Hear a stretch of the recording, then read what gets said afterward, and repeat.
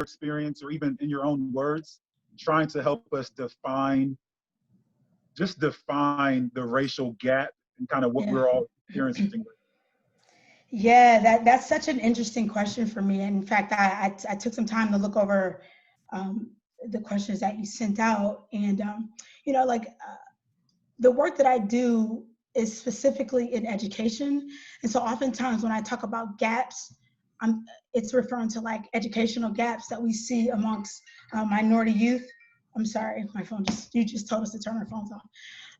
But one of the things that I've learned or am learning or trying to get a grasp on in this doctoral program is that that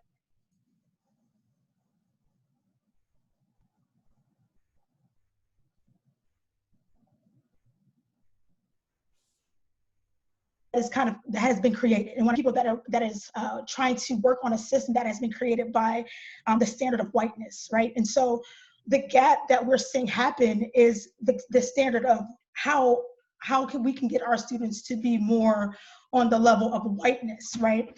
And so we were talking today about African American language, just for an example. And African American language, when we talk about things like Ebonics or the dialect that is used, the vernacular of African American people, and people say, well, that's not real language, or that's not, that language is not something that is acceptable. But the thing that we're trying to get across is that it's just communication. And are people able to understand that communication? And if people are, then why isn't that real language? And so when you have kind of demonized or criminalized a group of people or made their language and the way that they are and the way that they are educated, if you kind of made that standard kind of not at the place of whiteness, then I think that that's where you see a gap happen, if that makes much sense. And so I think that for me, when we talk about gaps, I just need to understand what the standard of that gap even is. What are we trying to get to? What are we trying to reach? And then in that, how did we even get to this gap? So that's just kind of where my take on it is. I have a lot of things kind of going on right now because I initially started my work trying to close the achievement gap.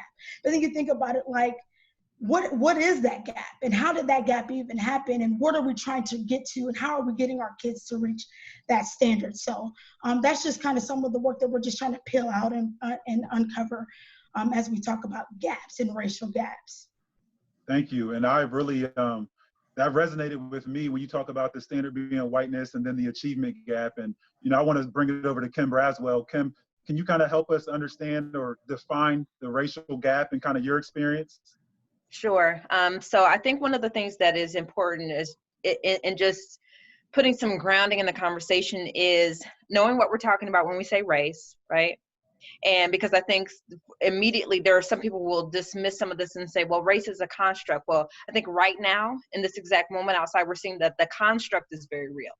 And I got people who can die based on the construct, right? So I'm not in this moment entertaining conversations about like, well, we're all like, well, we're having different experiences based on the construct. So yes, race is a construct. So there's that. And then whiteness, I'm so glad that Jocelyn mentioned this. Sometimes we have conversations about race, but we're really having a conversation about whiteness and about what we are processing as what we view to be normal versus not normal. And all of this is in air quotes. And what that means is that there are some folks who are having experiences that just feel like Thursday to them. For other people are having to have a very mindful experience about things that other folks don't have to think about. And some things that we are perceiving to be normal are not normal for everyone. And things that we're perceiving to be natural are not natural for everyone. And so in that, we're going to see a gap. And my quick example of this experientially and showing up in this space as an educator and an organizer and an artist is, I want to give the example of my grandfather. So I identify as being biracial. Well, really, for me, because of this conversation, even to drive this point home, in my experience, I identify as a Black woman with a white father because that's how the world has viewed me, right? So I'm a Black girl with a white dad. And my grandfathers, if you take their experiences, my Black grandfather was a doctor in the 40s, which is kind of unheard of, to be a Black man who's a doctor in the 40s, served in the war, everything. was murdered early in his life, and you know that then history goes on. My white grandfather worked a couple different jobs. He had a college degree, lesser education than my white grandfather. Than my black grandfather, but my white grandfather was racist. Now, statistically, my black grandfather will be a stat. He was a black man who was murdered. How many stories do we know of a black man murdered? That's where that stops, where it should be a legacy story, but instead it's a statistic story. My white grandfather, who I had virtually no relationship with, was written up in the Columbus Dispatch for drawing a mural. You know, so it's just like, this is a gap in even how we explain the legacy. How does that happen? How do you have these two men who somehow drill down to me, and the stories are told in very differently, different education, different all kinds of stuff. And one is a stat, one, we romanticize the story, what happened there, and how did race play a factor in what happened? That's the gap we're talking about. Wow.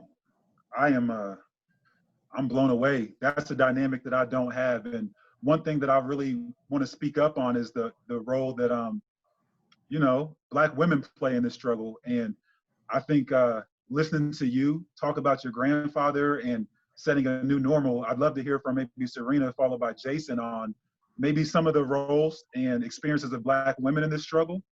And then Jason, if you don't mind following that up with, how do we create that new normal? Yeah, definitely. Thank you for sharing, Kim. That was awesome. One of the things that I have been saying, just from my own research as someone who's very passionate about this space, is that when we have these conversations on race relations, so many times we have the Black men's voice represented, we have a strong white ally, but there's little to no Black women represented. And for me, you cannot have these conversations about restoring the Black communities if the Black woman's voice is not there. Because when we look at the roots of racism itself, our Black families were broken up. And so the Black woman really does speak to a lot of these issues that we're talking about.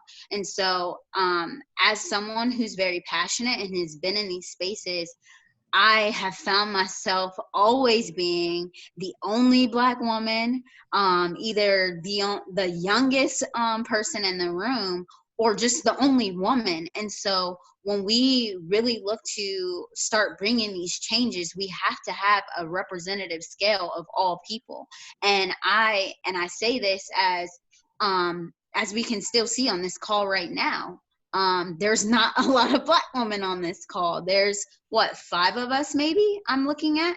And so we have to start elevating our Black women's voices, because we have an experience just like our Black men in these spaces as well.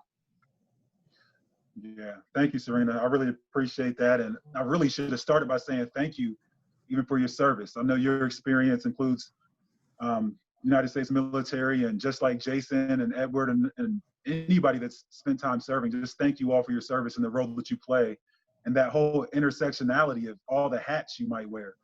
But I want to give it to Jason Morton at this time to maybe talk us through, you know, what is the point of all the protests, and how do we set a new normal that's not really about whiteness, but about what's best for everybody? Yes, thank you for that. Well, I'm gonna start my answer off with addressing the racial gap. The racial gap to me refers to an economic, educational, health, and law enforcement disparities that exist within our country and within the system. So to address that, we have to address white supremacy, which the country was founded on.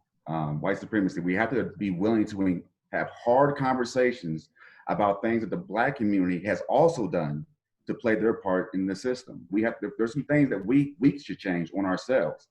And with that, I think a great starting place would be the economy, the Black economy. What we're finding is, or what I find is, we go straight into politics, and then the politician outruns our economic ability to support an agenda. So I think we need to build a more comprehensive and broader economic base, then go into education, and then go from education into supporting an agenda. right now we're trying to force an agenda that, when you look at who's on president, all the people who had a black agenda who were running for president ran out of finance. They ran out of money. So you have no agenda right now being represented in the options. So I think a great starting place would be the economy. Yeah, man, that's really powerful. So I'm going to swing it over to Josh Vogt to help me understand a little bit of perspective. And I know Josh has experience teaching history. And Josh, can you maybe give me a little bit of a pulse on Cincinnati and then help me understand maybe how the country was founded and how that plays into what we see today? Yeah, and if I can respond to Jason a little bit too, I mean, Go ahead. the wealth gap itself is like a statistical measurement of the damage done by white supremacy. Like, you know, the reason that these candidates ran out of money, the reason that, you know, black families aren't able to build generational wealth over time, we can trace back to slavery and post-slavery with, you know, even the promise of 40 acres and a mule that was broken almost immediately it was the election of 1877, where they just decided they were going to end Reconstruction. I guess they thought that they had done a good enough job or whatever, I don't know, but they decided that they were going to end Reconstruction and they weren't going to follow through on all these promises that they had made to freed men and freed women in the South. And we can trace that lack of generational wealth for many, many years. So like the way that I look at the gap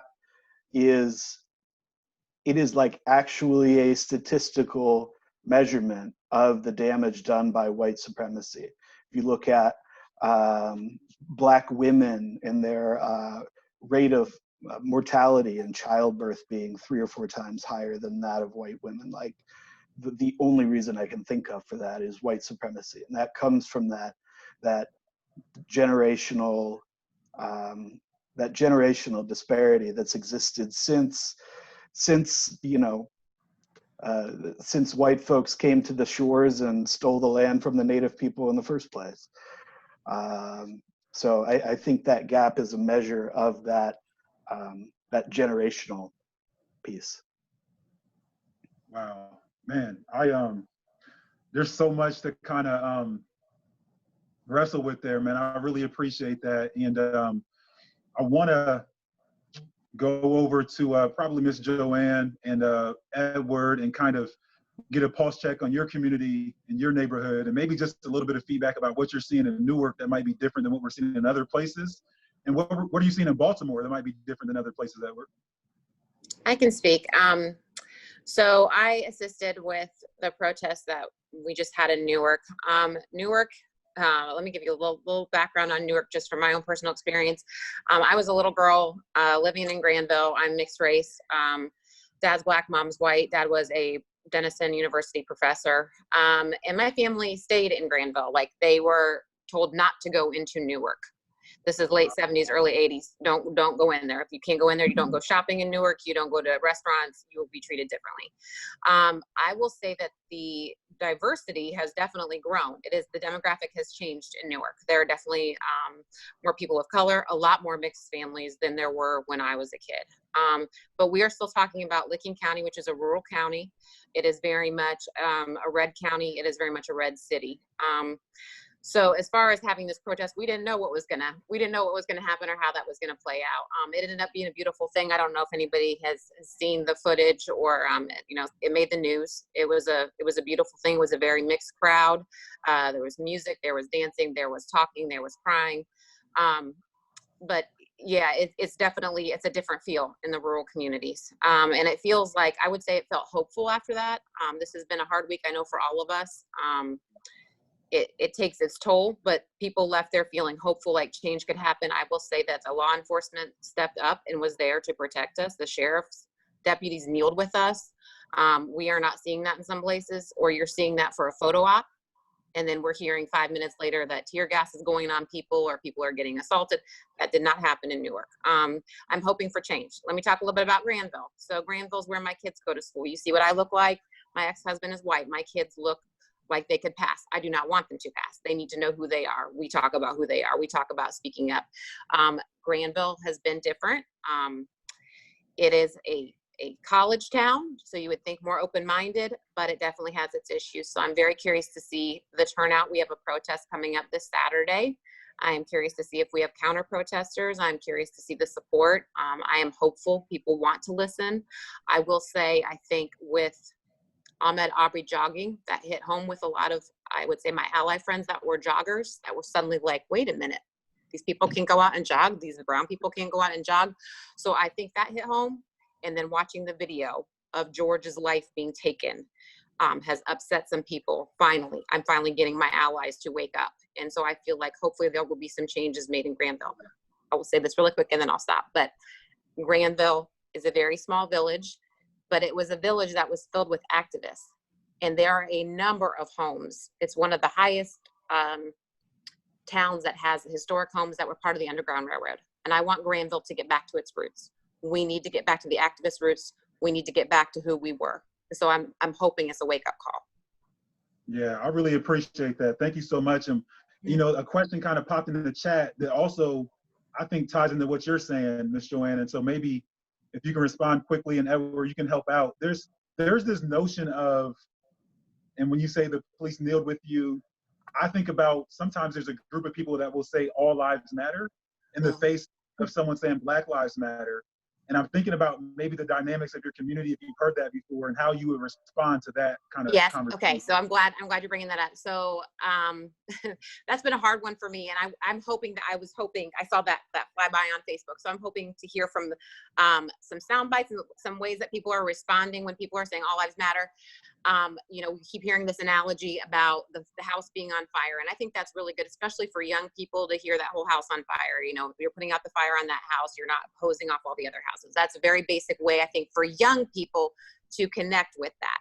I've honestly been too tired to sit there and argue with people on Facebook with that. I have been clipping a little article that I found very helpful. And I actually did a little video on my page this week and then gave a bunch of resources and a bunch of articles kind of answering that. I will tell you very quickly, when this happened at the protest, because we had this happen in Newark, we had a young white girl come up with her All Lives Matter sign.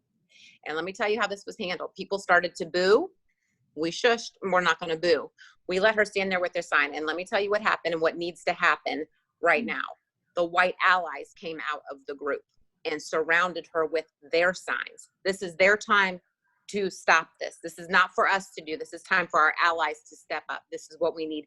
They covered her sign. They covered her. They didn't do it in a violent way. They stood silently around her and blocked her sign. We let her speak very briefly, and we went right back to redirecting to Black Lives Matter, and this is why.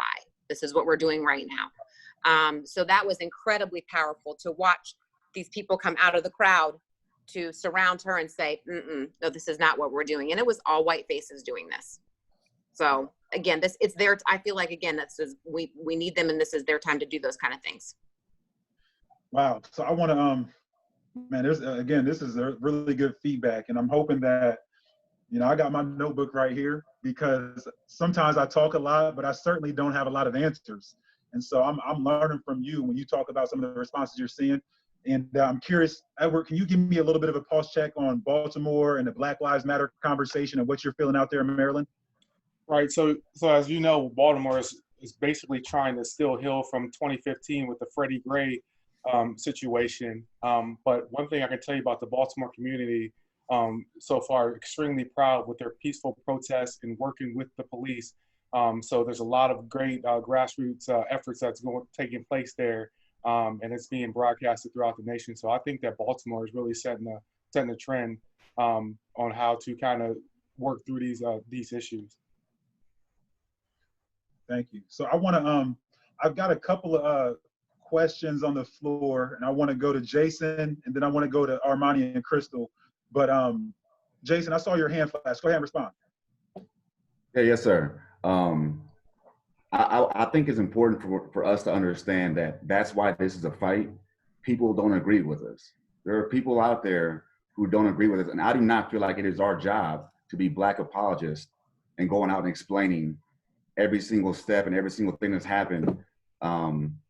That is not, I learned about Alexander the Great through my education. You see what I mean? I've learned about a lot of white history through my own personal, taking time in my life and read about their history to catch up, because I wanted to be knowledgeable. I wanted to be a well-rounded person. It is not my job to walk around explaining to you the whole Black experience along the way when so many books, so many YouTube videos, so many podcasts. There is so much opportunity out there for you to, if you are at all interested to become a well-rounded citizen and learn about your Black brothers and sisters. I don't feel like it's my job. And I feel like at this moment right now in time, if you're not with us, then you're against us. And I just move on. I don't even engage in that conversation. Armani, do you want to respond, or maybe you want to talk about how you engage with people that think it's your job to tell them what it is to be Black and what that experience is like? Well, I'm just kind of overwhelmed because I'm hearing so many great responses, and to kind of like figure out where I want to start. To answer your question, I remember, growing up, I went to inner city schools up to about 6th, 7th grade, and then went to suburban schools. And that's when the culture shock came. And then that's when I actually had to explain to like my basketball teammates on what it was like to be Black. On many occasions, I was only Black kid in the classroom, only Black kid on the basketball team.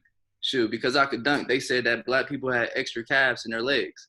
And so, kind of learning at a young age how to explain. Extra calf muscles. Yeah, they changed my name from Armani to Airmani. And, you didn't know whether to take that as a compliment or you just kind of making me different because I'm the only Black kid on the team. And there's just so many expectations from being the only Black kid on the team. And then being able to go to high school in Pickerington as well. My last 2 years, I went to Fairfield Career Center, where I was out in Carroll, Ohio, which is off of Coon Path Road. Right, that's the name of the road. So I got to experience inner city, suburban, and rural. And so having this conversation with my white peers, I've been comfortable. I have a great group of friends today that there's some of them are in this group right now and we're talking. And there are also some that want to learn and share their points of views because, there's a stereotype that, certain people come spoon-fed, born with a silver spoon, but not necessarily true with all white folks. And I can respect that, but obviously they won't know what it's like to be Black. And growing up, I'm taught I gotta be 10 times better. You know what I'm saying? And the white person doesn't have to be, 10 times better just to get ahead.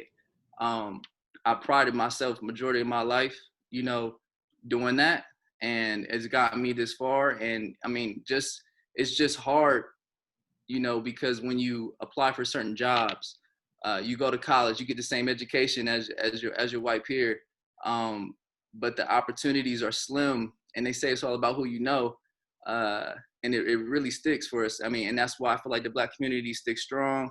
While we have the fraternities and sororities to help that bridge those networks, so that way we can be able to advance in our careers. I've been blessed to have many opportunities with jobs. I work for AEP. I've been working in the field of project management for over 5 years, and it's been an experience. I mean, I still, every now and then you might have those moments in the workplace, where folks might, judge you based upon your skin color, but then you can truly feel the genuine connection with the person, and they're not judging you for your skin color just based upon your character. And I feel like that's where the racial gap needs to close in on, judging folks from their character and not the color of their skin. You hear folks say, man, I want things to get back to the way they used to be, since we got coronavirus and all these riots and everything. But the way things used to be wasn't even right. And we've been living with this, what they call comfort, but it's been discomfort for Black people for so long. How can we now get uncomfortable to create a new comfortable, a much better comfortable when we all come together? Yeah, I want to ask him. I want to go to Kim real quick because I saw a comment. I can barely keep up with the chat room, so I think somebody is gonna help me out with that. But you said something that I want to laugh about, but I can't. Air Monty. So, Mrs. Kim Braswell, can you maybe define a microaggression? I believe I know what it is, but can you put that on the floor for the whole room? Sure. So, definitively, a microaggression is probably, well, separate from what we've been seeing. Microaggression is what it looks like, modern day racism. Like, I think you put racism out there and people are picturing lynchings in last week and, you know, George Floyd. But microaggression is when it's a low news day, right? This is what it looks like when it sounds like a compliment, but it's not. So an example of it would be, you're pretty for a dark girl. Or if it's a person who's heavy and they say, you have a really pretty face. You know, it's the modified compliment, right? It's someone saying, Kim, could you go speak to that group? You're so articulate. Well, I should be, I have a master's degree, you know, and so like that should go without saying. I shouldn't have to be told. It shouldn't have to be stated out loud. If you have to modify the compliment, it's a microaggression, right?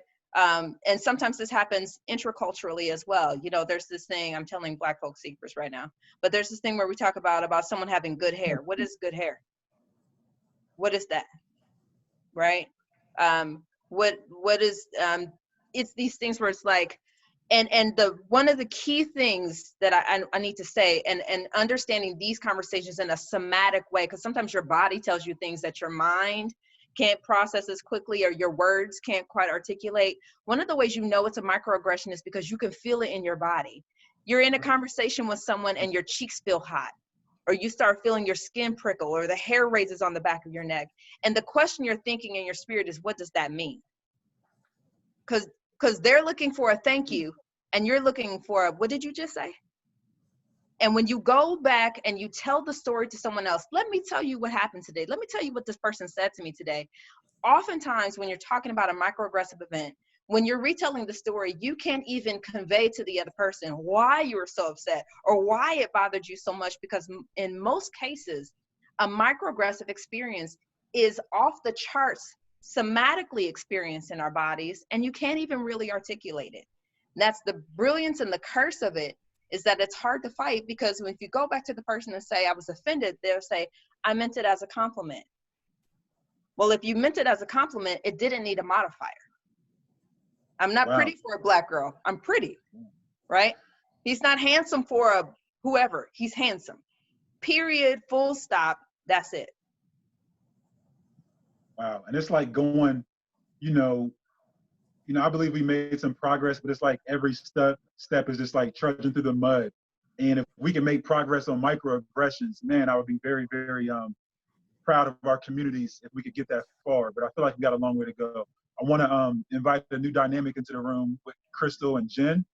And if you guys don't mind, have you ever been in rooms with microaggressions, or just generally speaking, if you're in a certain room with certain people that maybe look like you, what have you heard and what have you done to address what you've heard when it comes to dealing with racism? Let's start with Crystal and then go over to Jen.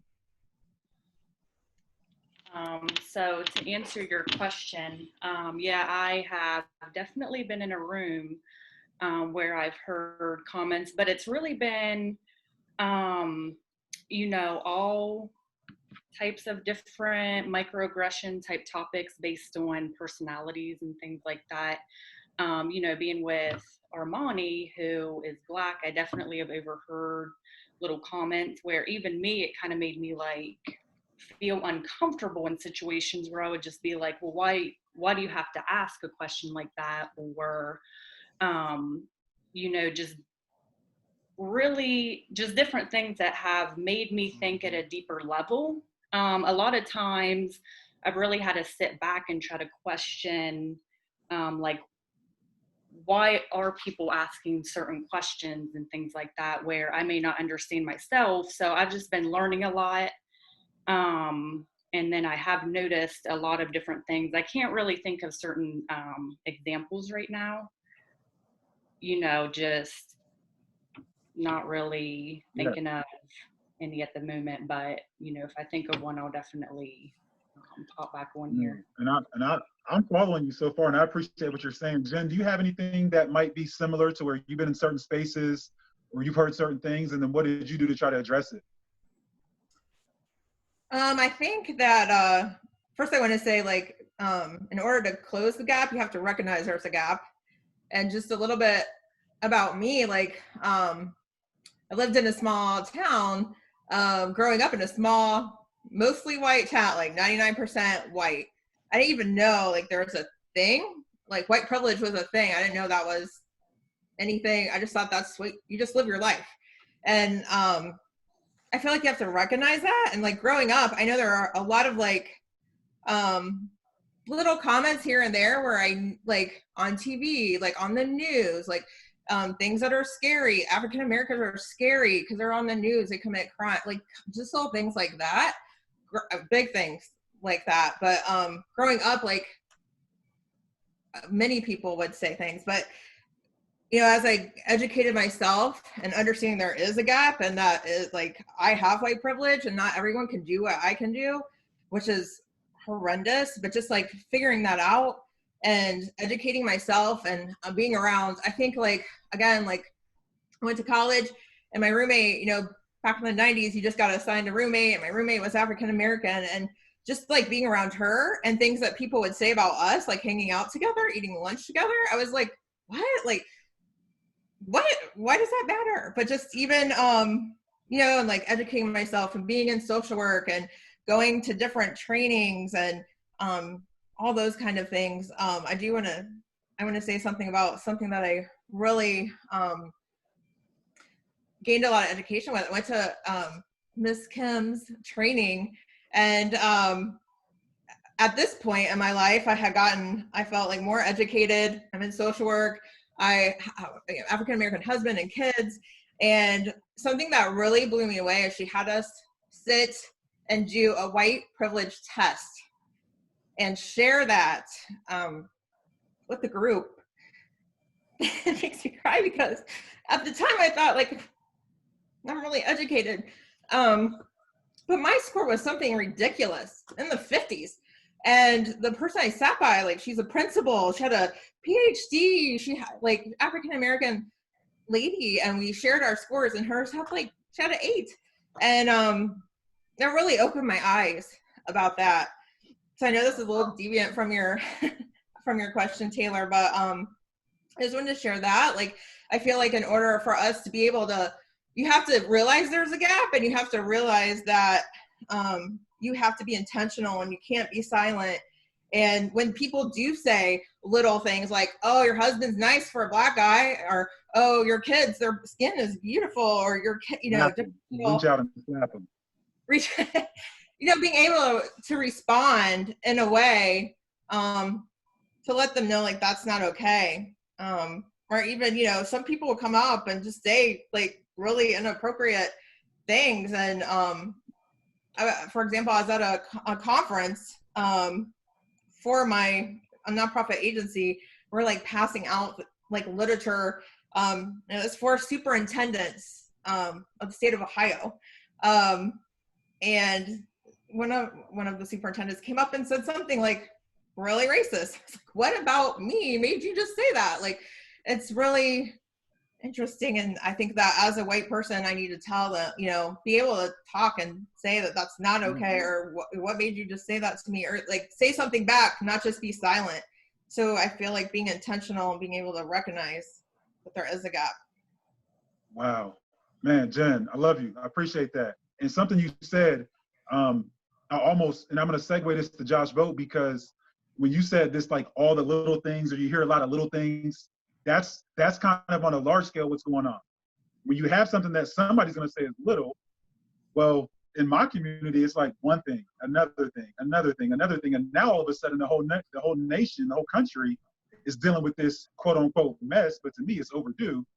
And Josh, can you help me out maybe understanding how little things add up and maybe what a riot versus a protest could look like? Or is there a difference between the two?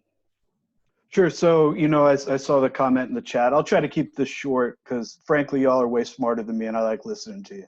But you know, a riot is when the riot cops show up. And usually they show up when I'm out there protesting with black folks, and they don't really show up when I'm out there protesting with white folks.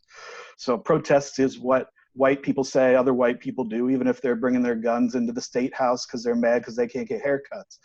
But a riot is what white people say black folks are out in the street doing, just trying to be loud about not getting killed. So that's a little crazy.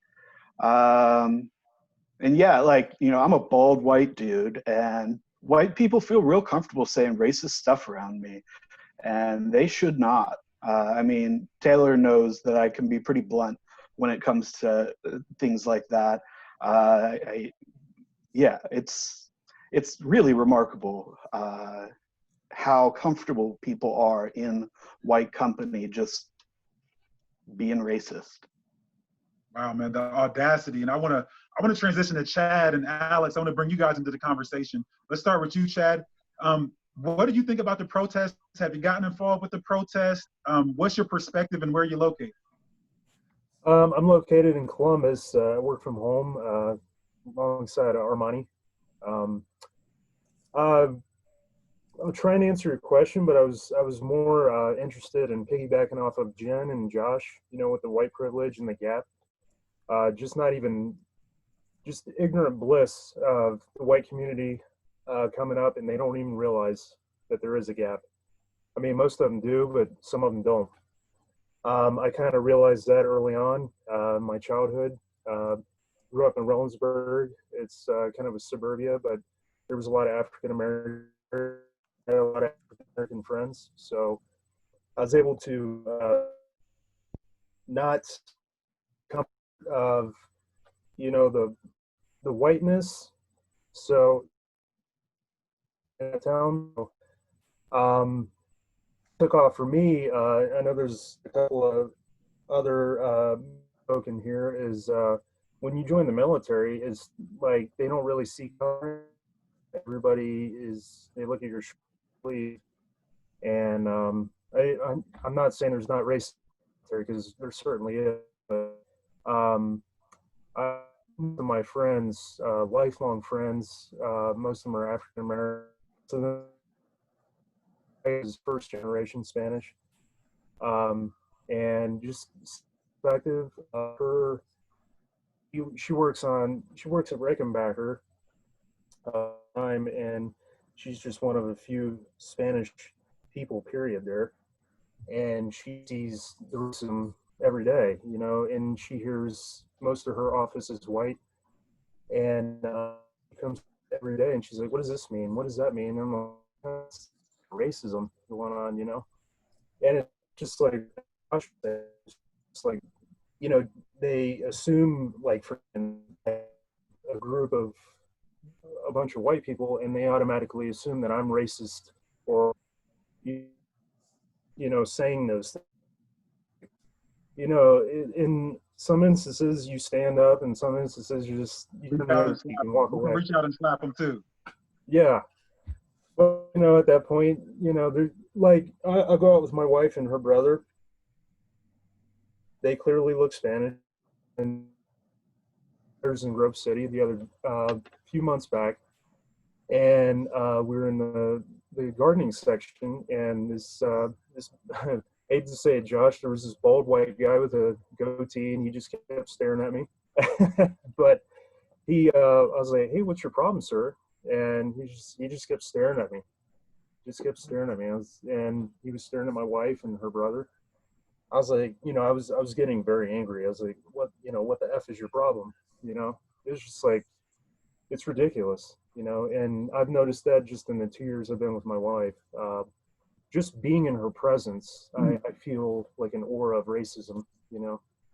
And you don't really see it unless you're around it, you know. Yeah, I think that's good feedback, Chaz. And that aura of racism, in my opinion, is called America. Some of us see it like 24/7. So Alex, can you jump in, please, Alex, and maybe talk about your experience, or have you been involved with any of the local protests in your neighborhood?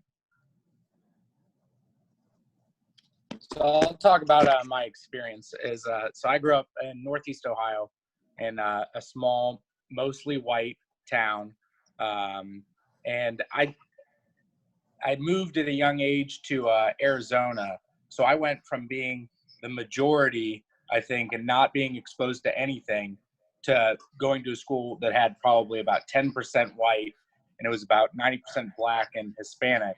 So I always felt welcome in those situations, never felt like I was the minority in those situations. So even when I was the majority in that small town, I never had any issue with any race and then especially all my experience has been positive. And then I was in the Marine Corps, it was very positive. So I think that for me, my privilege was just not knowing. I never thought that I had necessarily white privilege. I always interacted with people that I felt like we were all always equal, because I always felt like I was treated equal.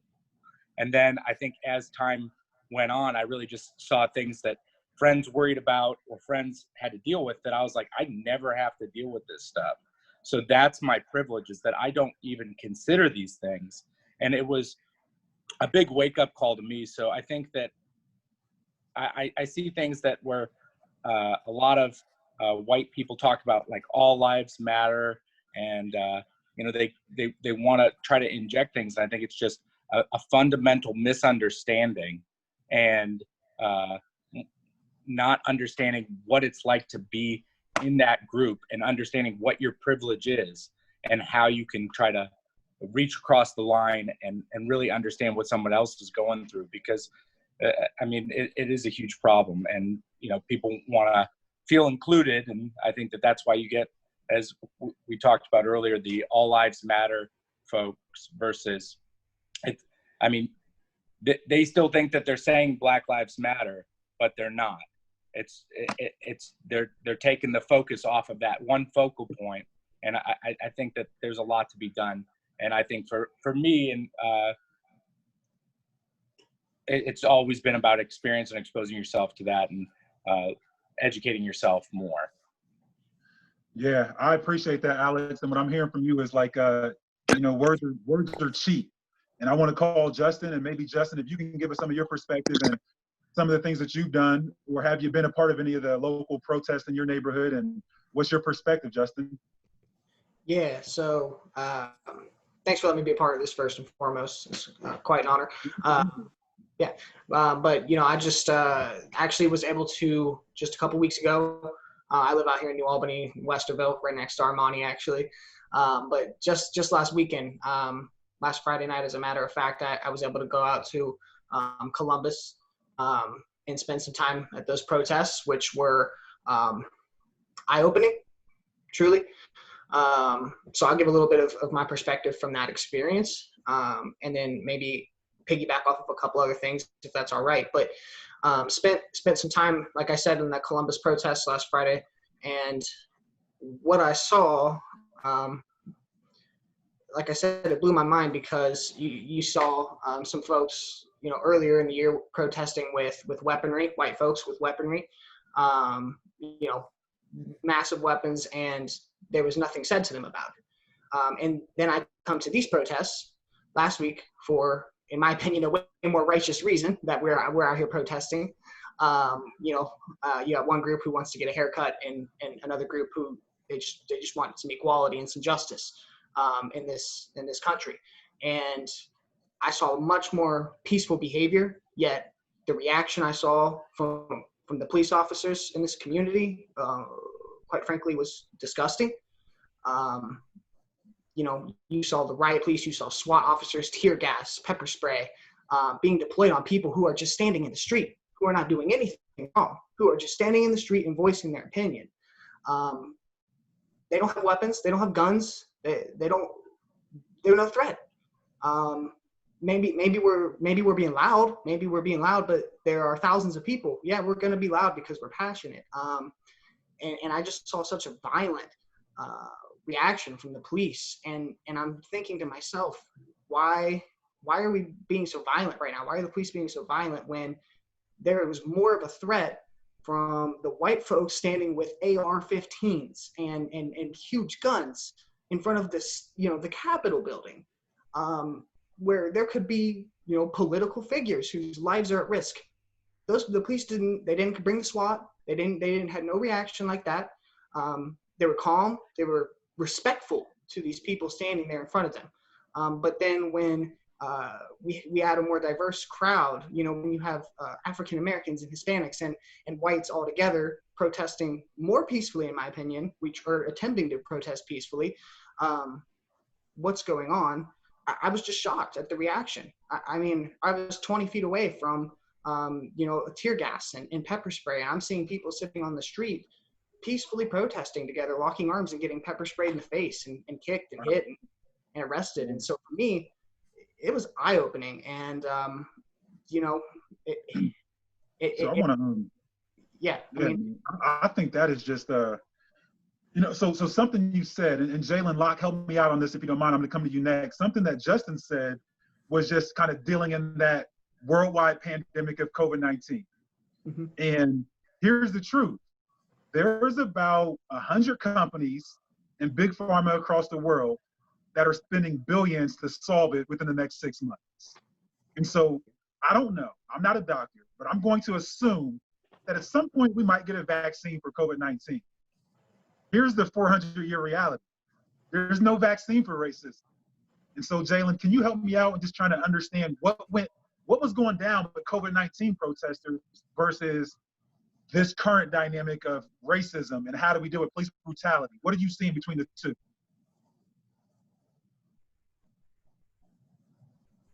So what the difference is when it comes to like COVID, I think that oftentimes that people would try to protest because they're not used to like being told that they can't do something. And Blacks are so used to like that environment where you're like, hey, you can't go to these schools, or you can't buy a home within this, around this type of property. And so we tend to stand for something like larger than ourselves that we're just tired of dealing with, as opposed to like the COVID protesters. They're more protesting for, you know what, you're not letting me go to like a bar or a club that I've been wanting to go to for the longest. So it's like, it kind of weighs out of like what's more, I guess, important at that moment.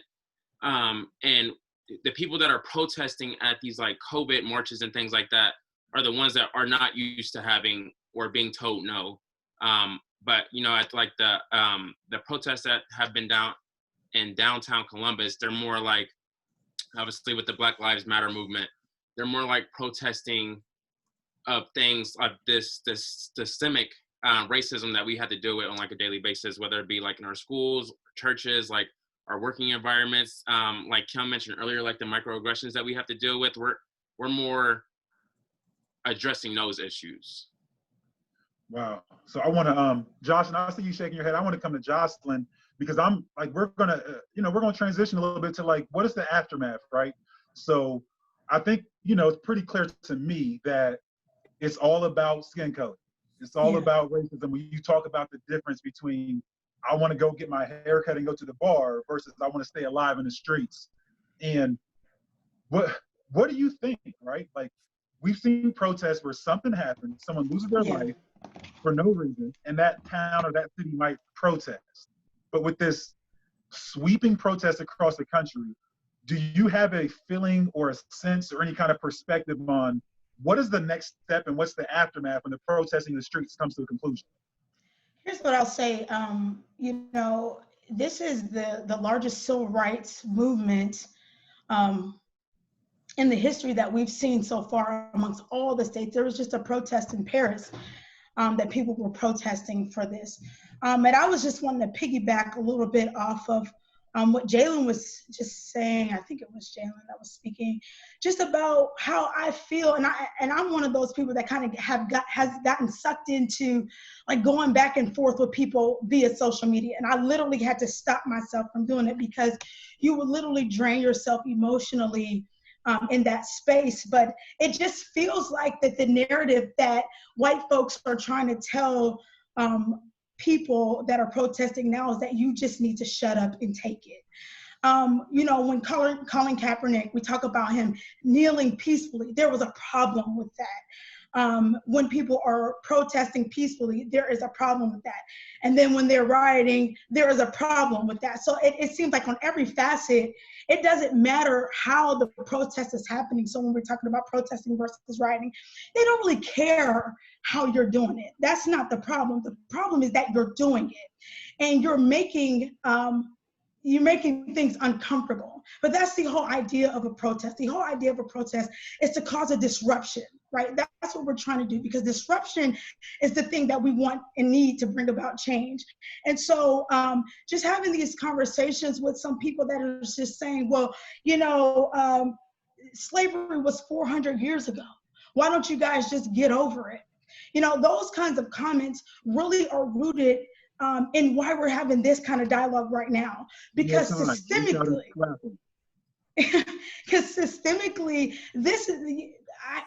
slavery was, they talk about the original sin of for black people. They brought us here, stripped us of our land, stripped us of our name, stripped us of our language, gave us their own, and we have not recovered from that still 400 plus years later. Systemically, we are still seeing the effects of slavery to this day. And so that is why the protest, that is why the anger, that is why, because when people, we've been singing Kumbaya and we've been protesting for a long time, but when you don't see the change happening, just like you talked about, then we're at the what's next phase. But I think, though, that one of the things that I am hopeful about is that we've seen a number of our white brothers and sisters standing up and standing in the gaps for us. Because oftentimes what we say is that Black people, we fight, we have a voice, but oftentimes we're not in the positions of power to really see the changes happen. But white people, they are in the positions of power that they can aid us in making these changes happen. And so I think I'm more hopeful today, because when I went to the protest, and I've gone 2 or 3 times now, I've seen white folks saying Black Lives Matter. I've seen white folks standing in the gaps, like you talked about, white people surrounding that All Lives Matter sign. So I think that I'm very hopeful about it now, because I feel like some people, after seeing that video or after having some serious conversations and some real reflection with themselves, are seeing that this is a real systemic and deep-rooted problem. And until those who benefit the most from oppression understand that we need to change, then it's not going to change. So I'm hopeful. I'm more hopeful today than I have been in a while. Man, look, Ms. Parker, I'm with you. I appreciate everything you're saying. This is a situation that's just larger than what I've seen. And I've seen protests city by city, but this is a large scale, I'm hoping, movement, not a moment. And I want to swing it over to Devin Washington, because I think Devin's on his way to a protest right now. Devin, are you with us? Where are you headed to? And what's your experience with the protest so far? So I'm not on my way to a protest. I'm in my daughter's track practice, but no, I went down. I actually took my daughter down to protest last Tuesday, and it was really eye-opening. I'm sharing some of the experience that I'm hearing, now from everybody. It was a beautiful thing. It was a beautiful thing to be able to show my daughter this unity, and I think it's a beautiful thing for us to show our kids some things like that. I'm hearing a lot of people saying, "Oh, don't take your kids down there. I think it's bad. It's dangerous." Well, it does get dangerous a little later, and we got out of there by then. But to actually show her that, and to explain what's going on in real life, because these kids are asking questions, and every day I work with children. I work with youth K through 8 at Millennium Community School, and it's constant every single day. It's almost unfair, I'm tired of it. I'm almost tired of explaining, but I'll never stop, because it needs to be explained what's going on right now. But some of the answers that these kids are asking for, it's like, this is the reason why we're having these meetings right now, and asking these questions and putting our minds together to try to figure out the bigger picture, the what's next. And even to me, having to explain these things to my daughter, and I have a son, he's 2 though, so he doesn't understand, but having to explain that it's painful. And all I'm hearing throughout this whole conversation is trauma. Like, there's a lot of trauma. And when people are going down there protesting, you know, they're hurting, you know, and then when the police, I was down there, I seen it. And when the police are gathered in these big groups, you know, and it's almost kind of like an antagonist almost, and people are getting upset, and then the curfew hits, and then it's like, well, now we got to go in the house. Now we're going to force all these rules, and all these people are like, no, you know, we're tired of it. We're tired of everything. And then all these people who are hurting and grieving are expressing themselves in many different ways. And, you know, do I agree with tearing down buildings? No. But do I necessarily, will I ever tell anybody how to grieve? No, because people do all types of things when they're hurting. So that's my outlook on what's going on. And I think that we all need to continue to engage these youth. I feel like I know the youth they're the future. They're our change. They're our change agent, along with us. Devin, I appreciate what you're saying, because you've now transitioned us to two things that I think are really important. So I'm gonna come to Kim Braswell, followed by Serena. There's this idea of trauma being generation after generation. And so Kim, if you're able to maybe elaborate on what that looks like when you have trauma through generations of folks. And then I'm gonna come to Serena to talk through some of that. What does it mean to get your kids involved, and how as a parent, how do you play this card? So Kim, can you start us off?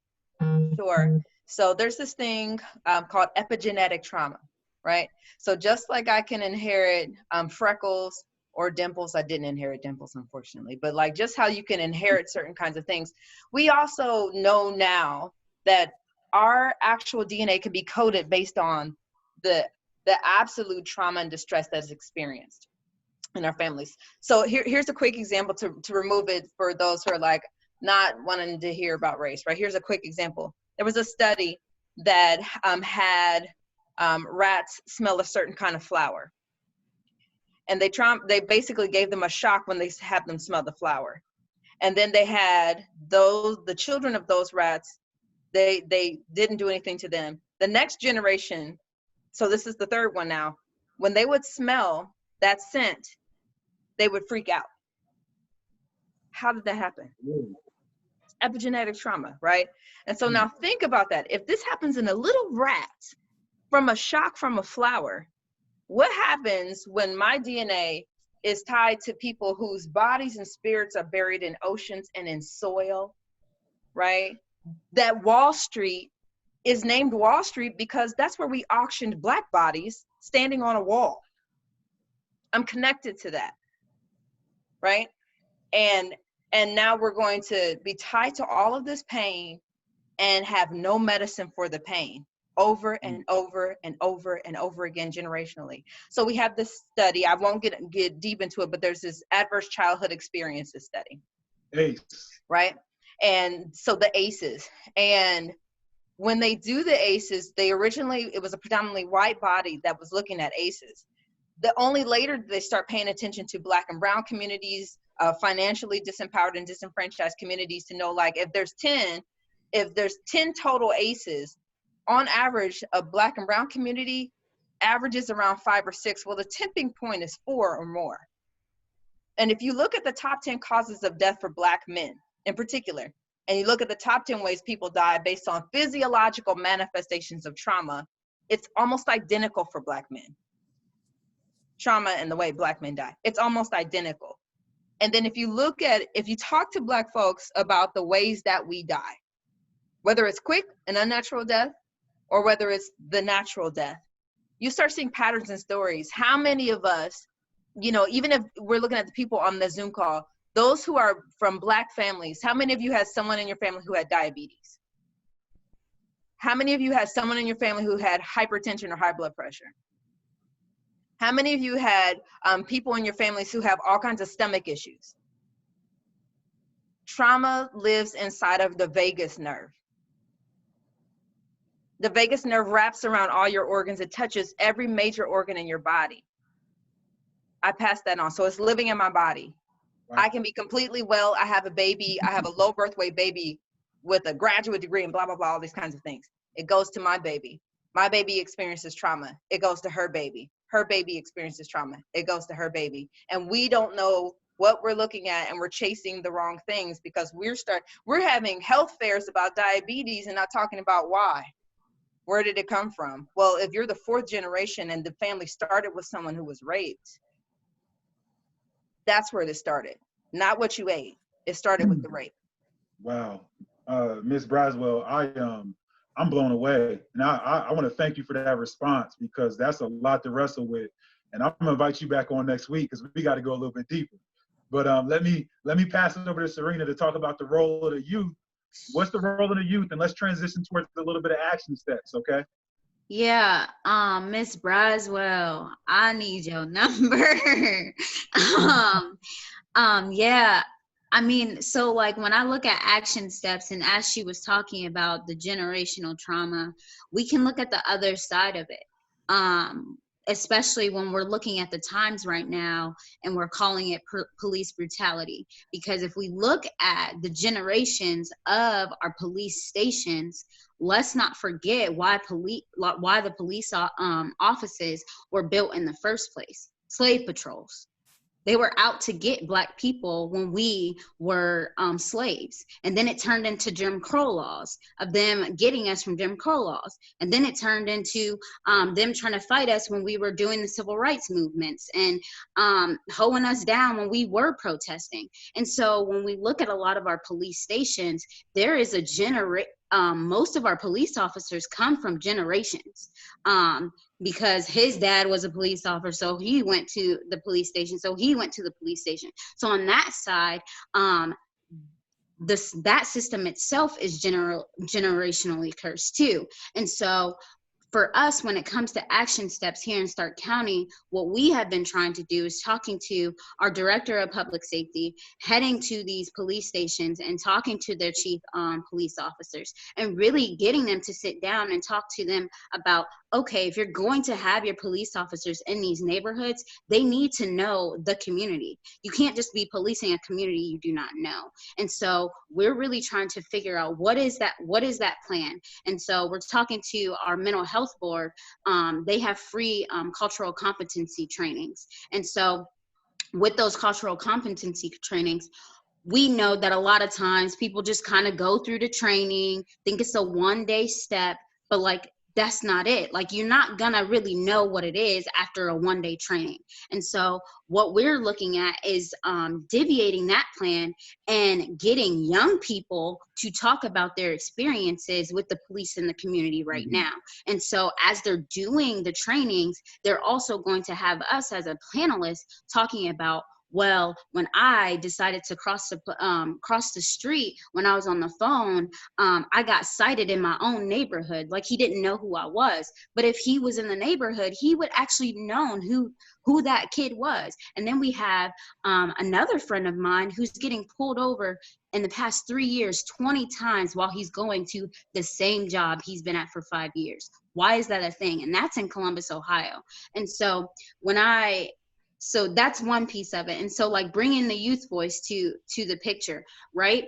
There, for my community, I'm not sure about your guys' community, but it was the youth that started our protest. We had 3 high school girls that started ours. And then to top it off, we had another like 2 to 3 college students that started ours. And so for us, like, the youth are really trying to get their voices out there, and it's very loud and clear right now. And so people who are in these leadership positions, what I have been trying to really get them to kind of come to their senses is that we want to be at the table. Stop trying to have us in separate rooms. How I grew and how I'm in the position that I'm in is because someone brought me to the tables with a bunch of older people, and people heard my story and they understood what my passion was. And so when we as people who are in these leadership roles, if we are beginning to elevate the youth voice, put them in the spotlight, then that's what's going to really drive the change. Because at the end of the day, all the work that we do is just paving the way for them later on.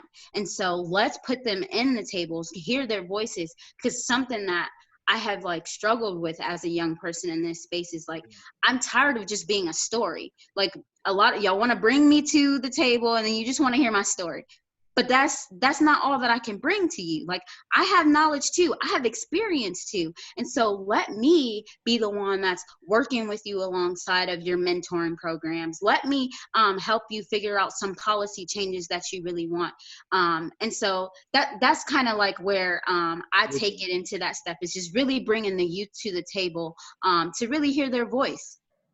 Yeah, Serena, man, I appreciate that. And I'm gonna come over to Jason because, you know, one thing that I try to do in my professional life and my personal life is look for examples and like who has gotten it right, what has gotten it right, where have they gotten it right. And so as I try to just, you know, segue to you about the youth solving the problem, you mentioned the fact that the police chief is the one in the seat that has the stroke of the pen, right? So Jason, help me try to identify, is this appropriate for people to find their lane and stay in their lane? Does everybody even have a lane? Is it possible for everybody to be active in their own way, shape, or form to eliminate police brutality and reduce this racial gap that we're talking about? What's the role of everybody? Okay. All right. We have got to be willing. You say what? Go for it, man. I'm listening. All right. We have got to be. It's not about like the police are not the problem. It's white supremacy. We have got to be willing to address that head on. For example, the only reason the police chief can act that way is because the police union supports him. So you have one guy who gets killed, you have whatever money or resources his family has, fights the whole union. Like that, you don't need an arbitrator for justice. Okay? The Constitution says there's laws, there's rules, there should be nothing standing between you and your constitutional rights. Nothing. There should be no other element there. The fact that something can happen to you and you have a force that is telling you how you should interpret that behavior, that is unjust. That is an unjust system. But like we cannot attack the police solo, or to attack the mayor, to attack the police, a policeman. They're just an arm of the system. The system is what's oppressing people. So we'll get this one guy arrested, he'll get arrested, he'll get charged, and they'll kill somebody next week. Like, and then it depends on that family whether or not they have the resources to fight back.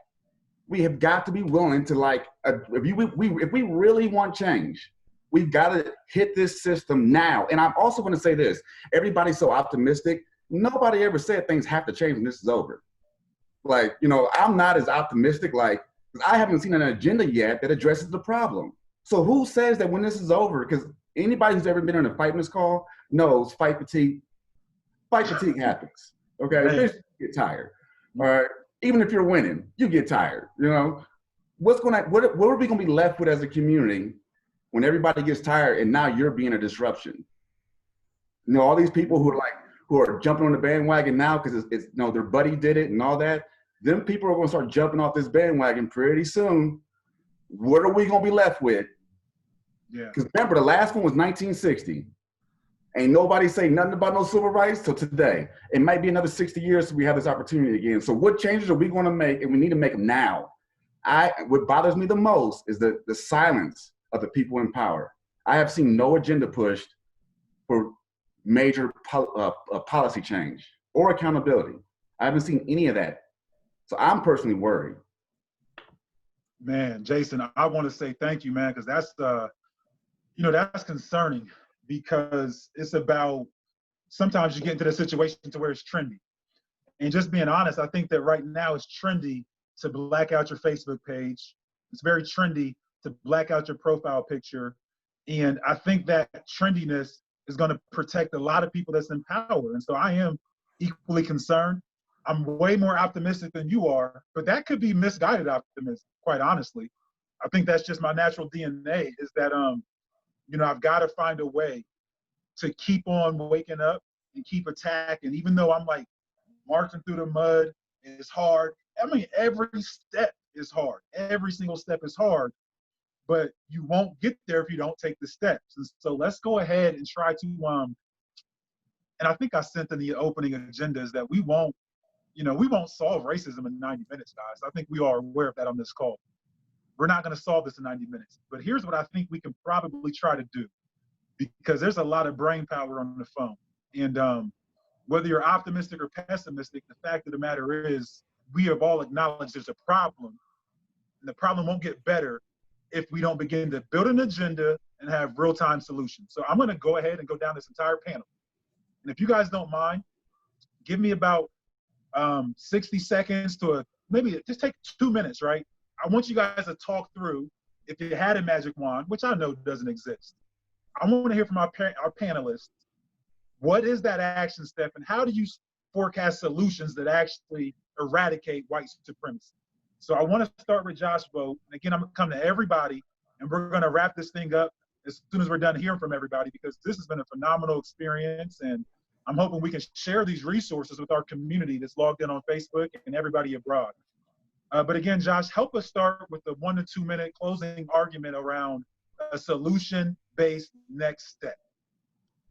Okay, I can speak from my perspective as a teacher, and what I would encourage other teachers, especially white teachers, to do.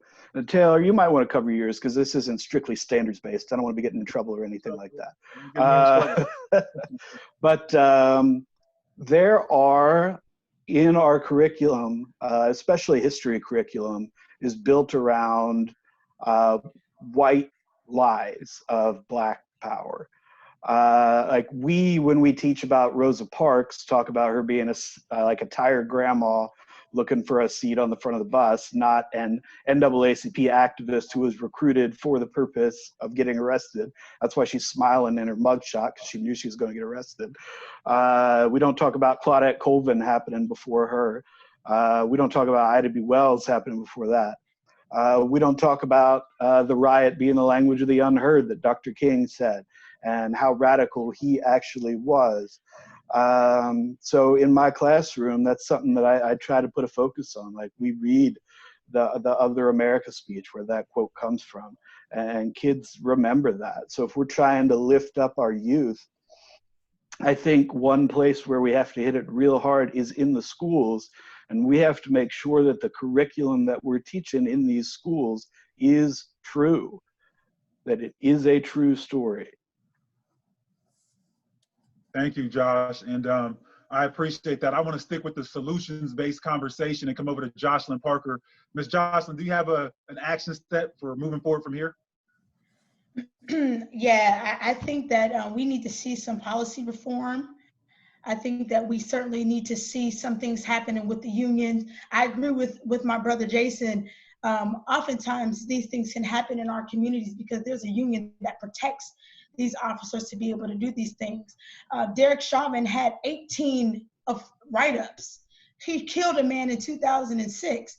I mean, this man was no stranger to being a person that had conflict or controversy on the force, yet he was still there. And so there needs to be some real conversations about how we are protecting people in power. There needs to be more diversity on the force. There needs to be people who look like the people whose communities they are protecting. And there needs to be some resources and make applications more available to people of color to be on the force. But like you said, Jason, there needs to be some real reform happening amongst with the police. In the union, there absolutely has to be reform, or we will see this happen over and over and over again. And so we absolutely need that. Thank you so much. And I want to stick with more solutions. I want to go over to Armani. Armani, do you have any solutions? Well, this is definitely one of my solutions. Having conversations with the mixed crowd like this. Social media is so big. It's the world that we live in now. And getting this to trend, to challenge other platforms, to start having conversations like this is a good start. I don't want to be cliche, but, definitely, vote. Get out there and vote. Understand, who's running for what. I feel like we, as a Black community, we only focus so much on the presidential candidate. We don't focus on the governor, the mayor, the Senate, and stuff like that, and getting the right people in the House. So make sure your voice is heard from a political standpoint. And instead of providing, political responses to people, we need to be able to get comfortable enough to be able to provide a direct, real response when it comes to these tough conversations that you might share with one another. No one wants to just. I think politics can sugarcoat the realness of the real message that it's trying to get through to a person. And it causes more confusion down the line. So having more direct conversations like we're having right now, you know, supporting what Black Lives Matter at its fullest. I guess So Crystal. Keep it 100, man. I appreciate that. We got to be comfortable enough to keep it 100. Crystal, go next. What do you have as a solution?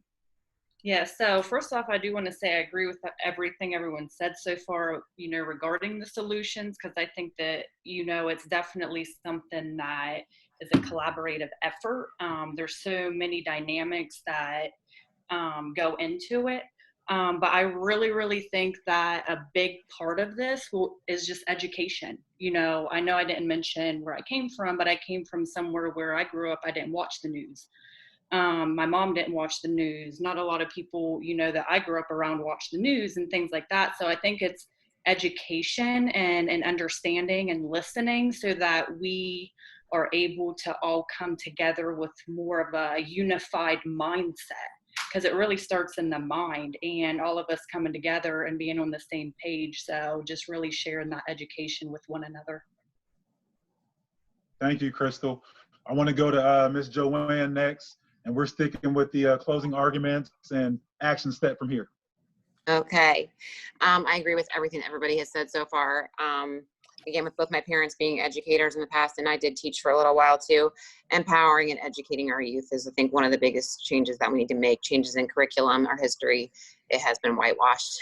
You know, we just had the anniversary of the destruction of Black Wall Street. People were posting about that on social media. Everyone's like, what is this? What happened? Why didn't I hear about this in school?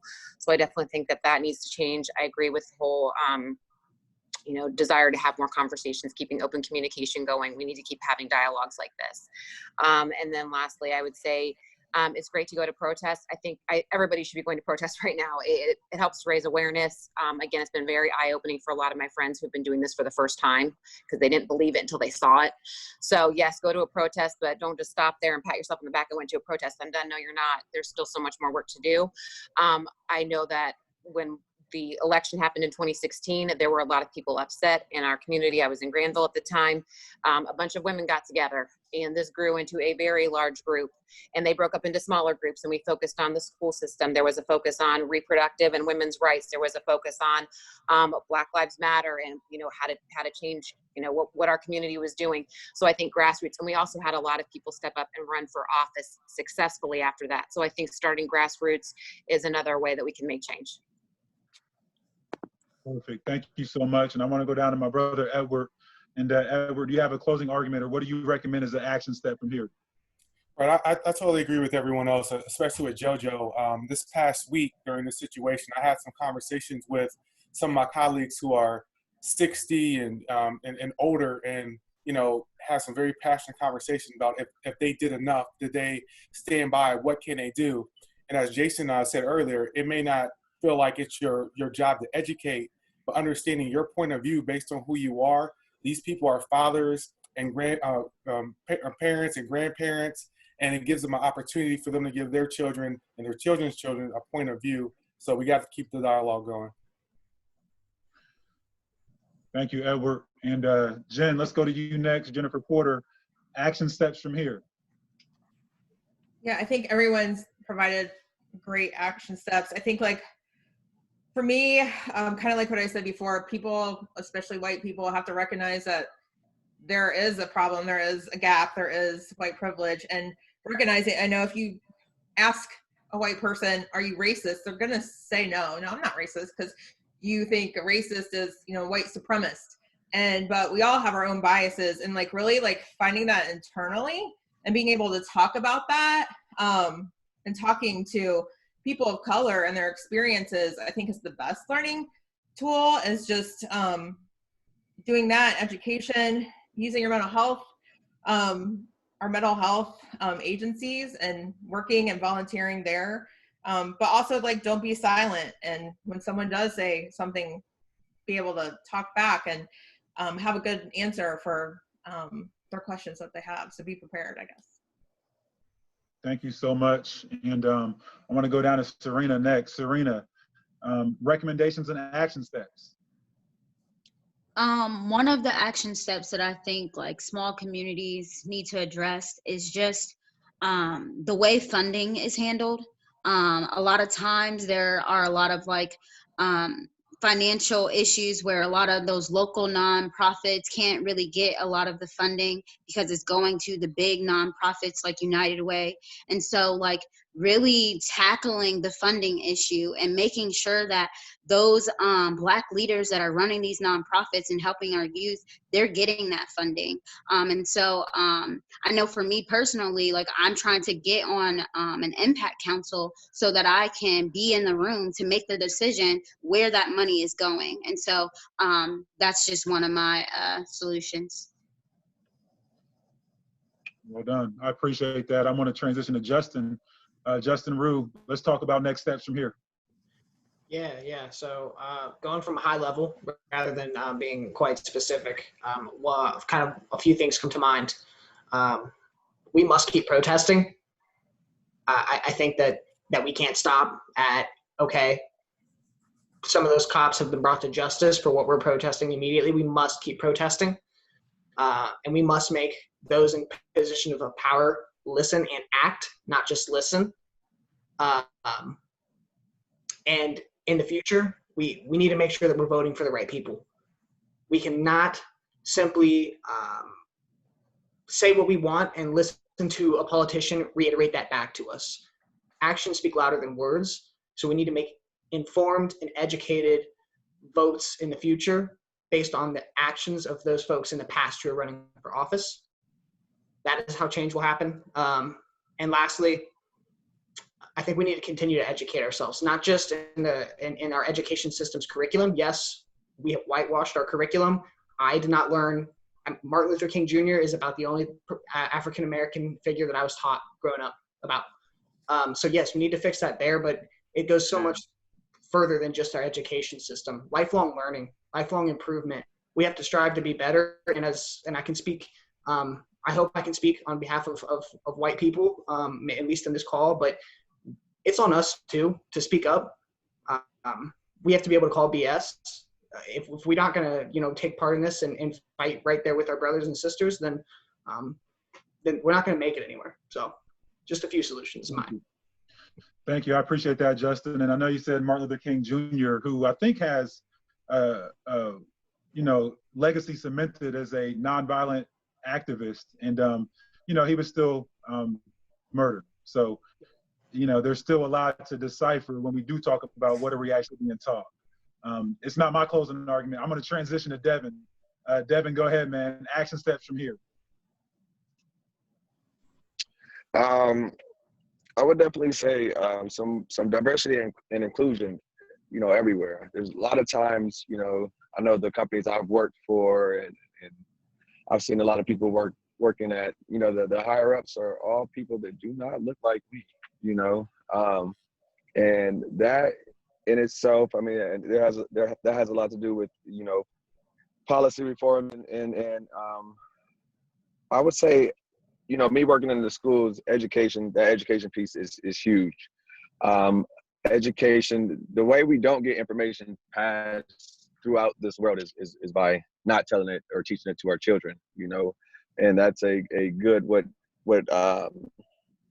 the brother that just got done speaking was talking about, him only knowing about Martin Luther King when there are, so many other African-American or people of color figures who have been out here, been on the fight, been, put their lives on the lines, have died, have passed, and they're just not talked about.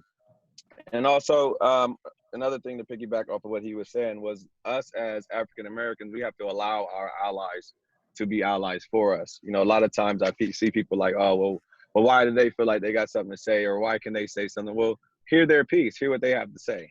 Don't be so quick to like shut everybody down and hold on to this anger, because at the end of the day, we're trying to find a solution, and peace, my solution to a lot of things is peace, Now, am I saying that we just about to walk around and be peaceful all the time? No, that's not going to happen. Like I explained earlier, people are hurting, people are grieving, but be peaceful. Allow our allies to step up, and help us in those situations, and educate our youth. Devin, I appreciate that, man. Thank you so much. Chad Gillenwater, do you have any action steps for us?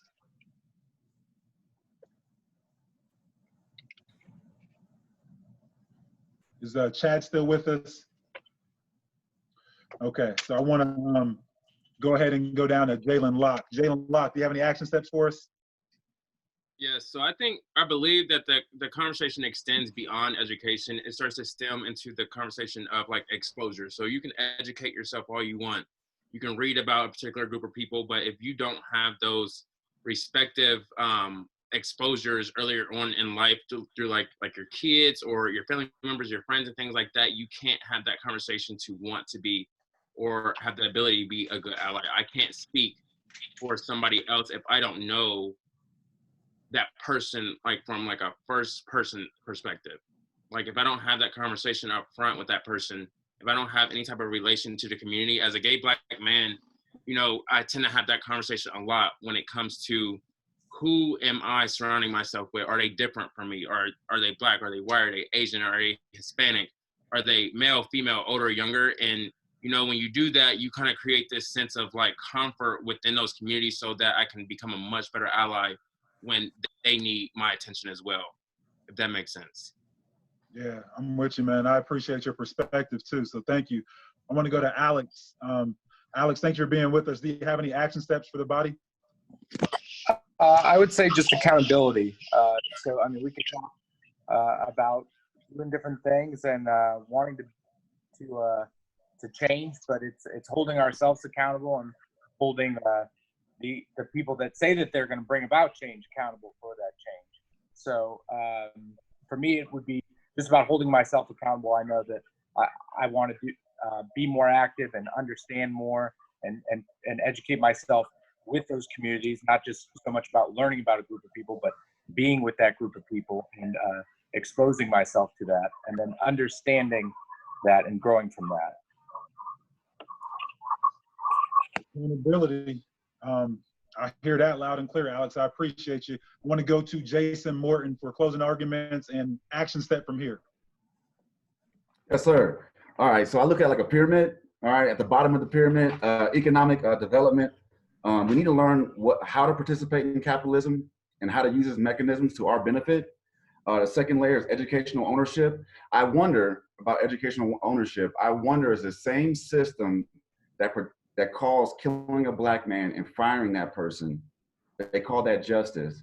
I wonder that the same system that backs year after year the same school districts failing and no one losing their job, the system not changing, no one being held accountable. I just wonder is that the same system. Number two is community accountability. I think that's a huge part of this conversation that's missing, is a community accountability.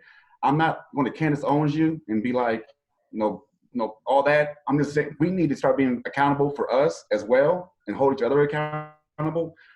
That's the major piece that's missing. And then the very top layer is political representation. I think as a community, we have to come to understand that you can't speak for me unless you're funded by me. Like you just getting out there and voting. I mean, that's awesome. Go vote, yay.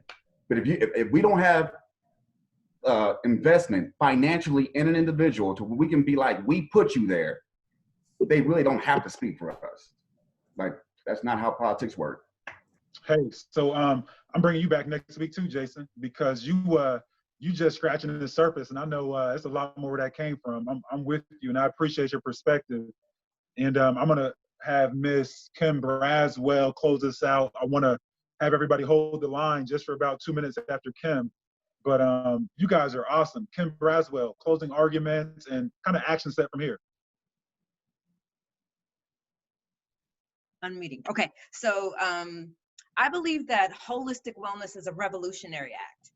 And I believe that me being holistically well, so that I'm not sacrificing and martyring myself to the revolution, but I want to see the fruits of this. So I need to be holistically well so that I am healthy enough, that I have a quality of life, and that my quality of life is contagious enough for my people to be able to see what this looks like at the end. So holistic wellness as a revolutionary act. I want us to see connecting our narratives, our stories as power, that there's power in my story, and that the power of my story connects to policy, so that I am an expert in my misery.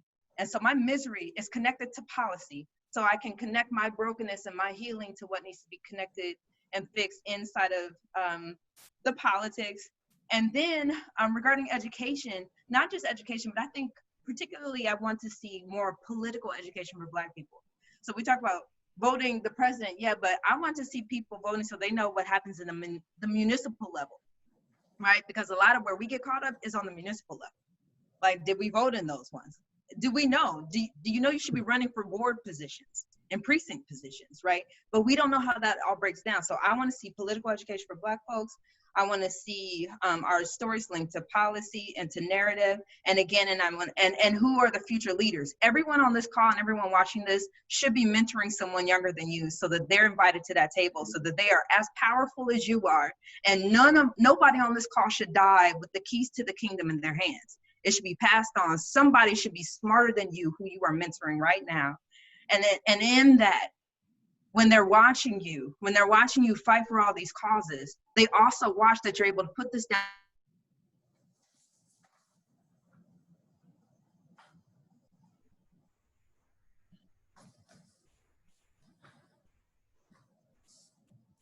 Come on, broadband.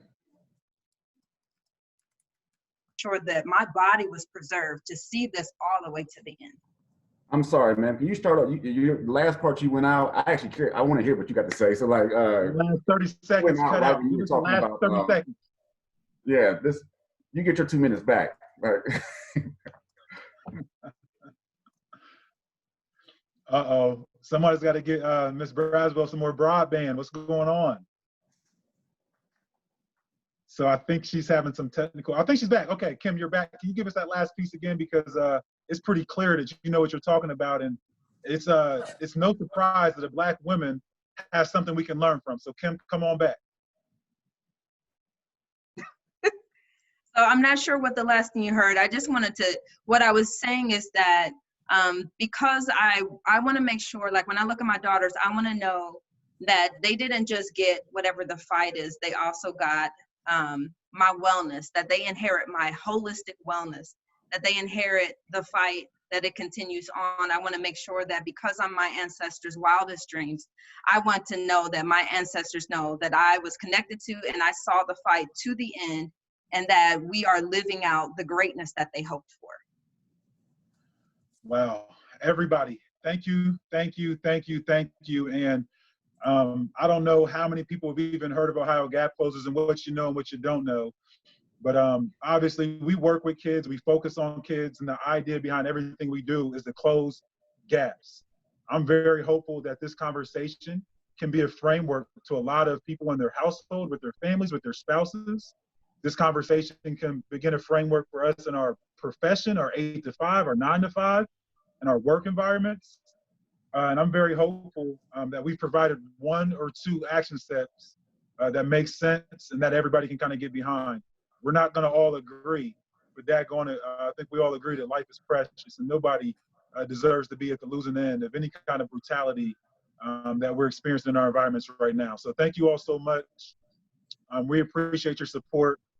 And to all my panelists, I just have so much respect for all of you. We've taken up 90 minutes of your time, and I want to say sincerely, thank you.